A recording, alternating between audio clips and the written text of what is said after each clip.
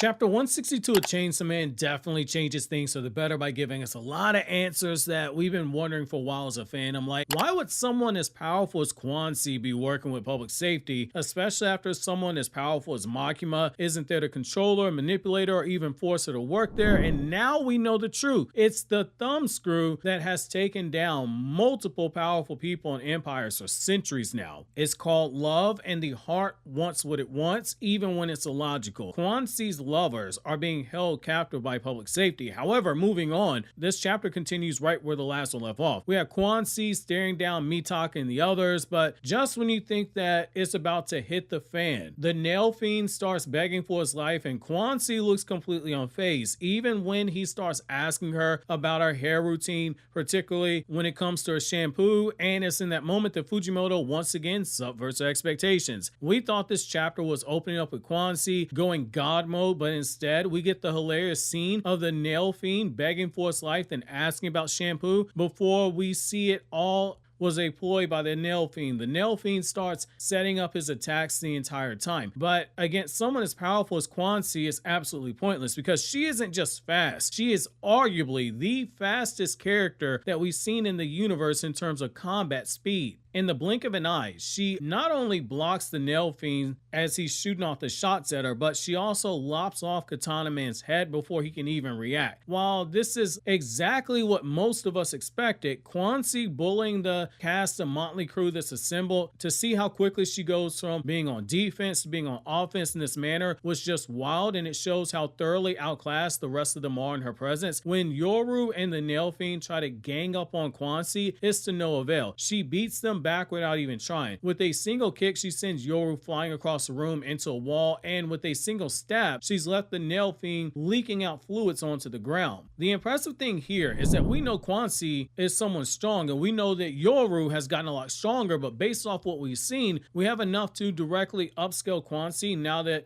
we know that she's battling Yoru, a horsewoman. Now, the question then becomes, how much of her power has Yoru regained? But based off of the way that she was acting when she saw the chaos that was breaking out following the fight with Yoshida, and she said her power had returned, and the way that Mitaka was controlling weapons of war without touching them when they broke into the facility, it either means that Quan C's being upscaled, or we have quite a ways to go before Yoru reaches her full power. If she were, say, a percentage bar, she could be anywhere from like 85% full power to being as low as like 65 to 70% depending on where the narrative takes us. The reason that this is all interesting is that it makes Quan C's reaction seeing Denji's head being held up it hit a lot harder. She just went from being a cold-blooded killing machine to not even being able to look Denji in the eyes and refusing to attack, and we learn later on why. It wasn't due to some loyalty to Denji for what happened with the Makima battle or anything like that. She reveals to the pissed off public safety agent, I was told specifically never make an enemy out of this one. This one being Chainsaw Man. That in of itself, that is a huge tell. Quan C was willing to go up against Makima, but when it comes to Denji, there's a built-in fear when it comes to Chainsaw Man, and you have to think this might be a Chekhov's gun in waiting that Quan C just introduced, because we're once again being reminded how dangerous Chainsaw Man can become, in particular the Chainsaw Devil. Now, if you recall, early on in part 2 of Chainsaw Man, we saw Mitaka utter the words, "Save me, Chainsaw Man," and nothing ever came from it. Now we got Quan C suddenly getting asthma when it comes to wanting to smoke with Chainsaw Man. It's safe to say Fujimoto is in the kitchen cooking something,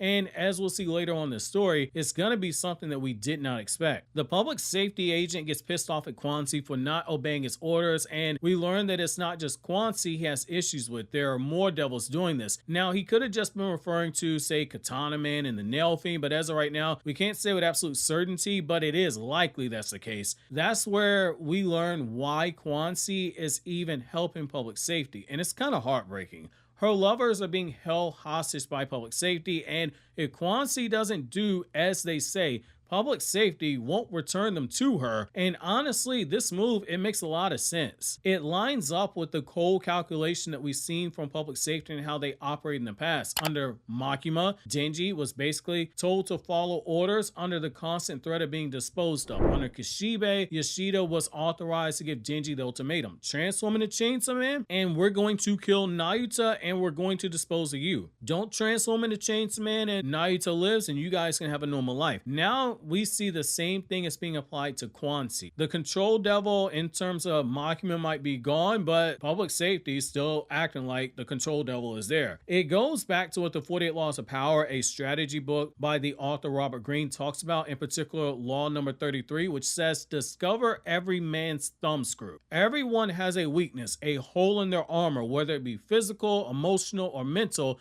that can be used to exploit them and have them do exactly what it is that you wish. And Quan C is no different. For her, it's her lovers, and public safety is taking advantage of that. However, as we'll see, not everything goes exactly as public safety had planned. In the blink of an eye, the woman that public safety official had said was his wife, who got turned into Chainsaw Man, suddenly appears from behind and disembowels him with a cut to the waist. And the nail fiend, he's pointing out for us as the audience that Katana Man had previously cut through that door that was restraining the woman from before. Just goes to show you that even in a series like Chainsaw Man that's fast-paced, that certain events that you might not put much stock into, that you might think are just filler to pass time to meet a page count requirement, it ends up being something bigger later on. And that's exactly what we see with this scene, where it's paying off that Katana Man moment from a few chapters ago. This leads us to Quan C telling Yoru to kill her, and she'll pretend that she lost the fight against them. And the doctors in the room, they're all agreeing with Quan C's plan, because otherwise they're all gonna get killed. But when Yoru agrees, she asks questions of Quan C at first. She wants to know if Chainsaw Man is stronger than Quan C, and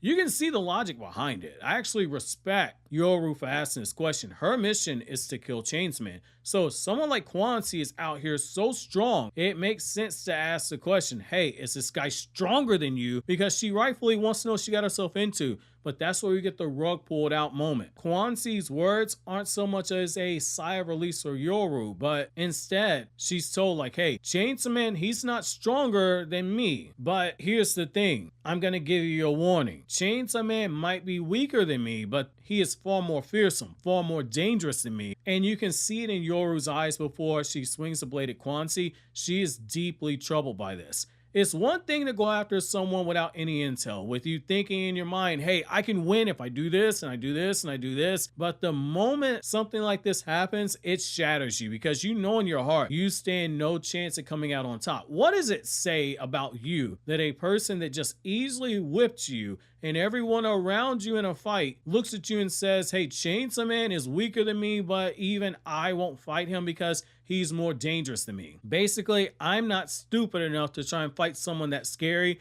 and if you're smart, you won't try and fight him either. That is a soul-crushing moment for Yoru, because she's talked a big game. I'm gonna find Chainsaw Man, I'm gonna kill Chainsaw Man. And it's one that does make you wonder how much Yoru's reaction is going to change when she sees Chainsaw Man back at full power. That being said, Quan C giving Chainsaw Man props, it makes sense when you consider how strong both she and Chainsaw Man are, in particular the Chainsaw Devil, which this video on the screen breaks all that down.